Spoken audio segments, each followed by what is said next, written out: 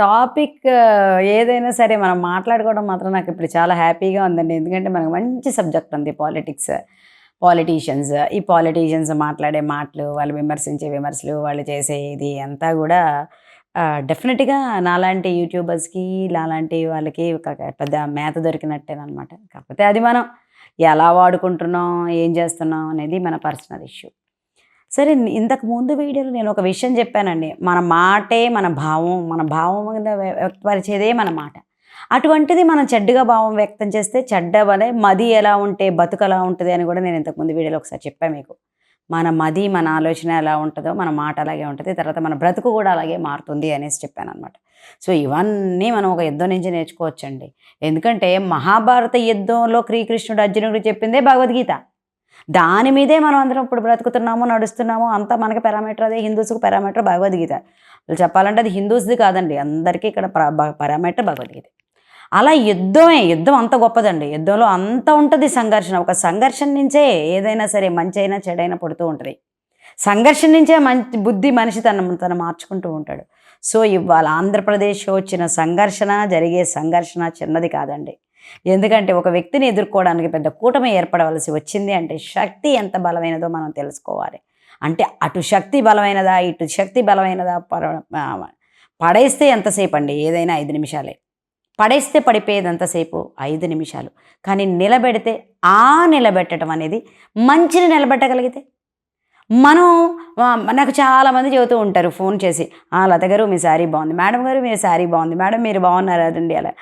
అలా కాదండి, ఏదో ఒకరోజు మనం ఫోన్ చేసుకొని మాట్లాడుకొని, ఏమండి మన గవర్నమెంట్ బాగుంది, మనం బాగా అభివృద్ధి వైపు వెళ్తున్నాం అని ఏ రోజైతే మాట్లాడుకుంటామో ఆ రోజే ఈ యూట్యూబ్ కానీ ఇంకోటి కానీ వీళ్ళు పడుతున్న కష్టాలు కానీ, పాలిటీషియన్స్ పడుతున్న అవమానాలు కానీ, వాళ్ళ కష్టాలు కానీ ఏది చేసినా ఫైనల్ రిజల్ట్ కనుక అది అయితే మనకి ఇన్ని గొడవలే ఉండవండి.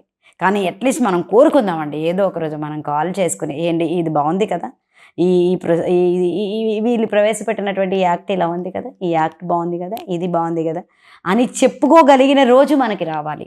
అట్లీస్ట్ ఈ ఎలక్షన్స్ తర్వాత అయినా సరే, ఇక నుంచి అయినా సరే, ఎవరొచ్చారు అని కూడా నేను మాట్లాడట్లేదు. అటువంటి వ్యక్తులకి మేము ఇది వస్తే మేము హ్యాపీగా ఉండగలుగుతాం, మాకు ఇది జరిగితే మేమే కాదండి మన పిల్లలు హ్యాపీగా ఉండాలి.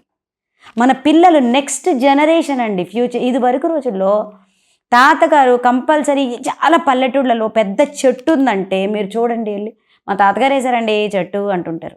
లేకపోతే మా తాతగారు వేశారండి మా నాన్నమ్మ వేసిందండి పోయి మామిడి పూల మొక్క, దేవుడికి ఇప్పటికీ పూలు పెడుతున్నామని. అది కదా నెక్స్ట్ ఫ్యూచర్ గురించిన ఆలోచన. మనం ఉన్న చెట్లు కొట్టుకెళ్ళిపోతే ఎట్లండి?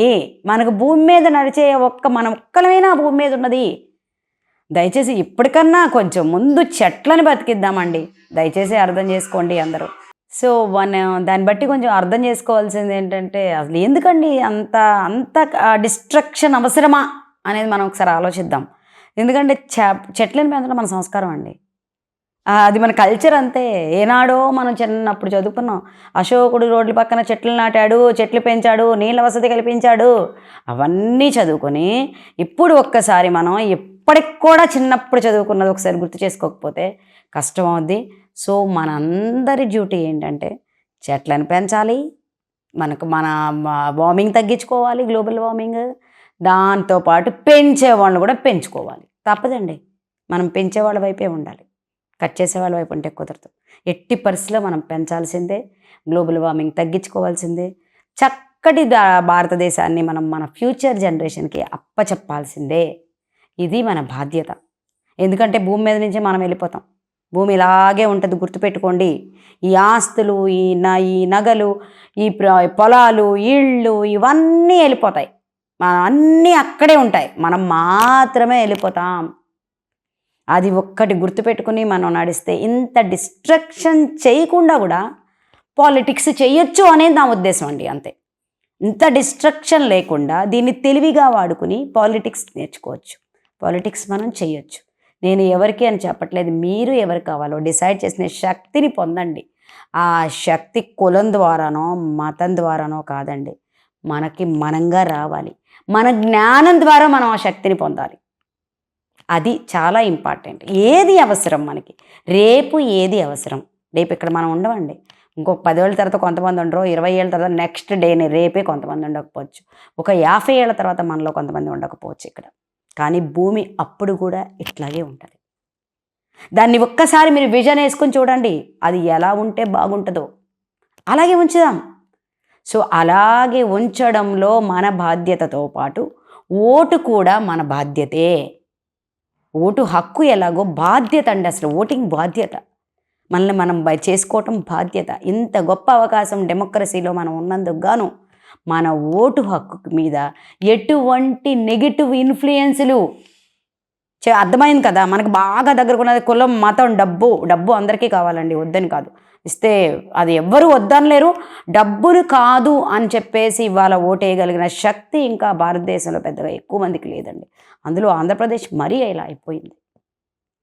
ఎందుకంటే తీసుకోవటానికి అలవాటు పడైందండి. అన్నపూర్ణ లాంటి ఆంధ్రప్రదేశ్, అదే చాలా బాధ కలుగుతుందండి.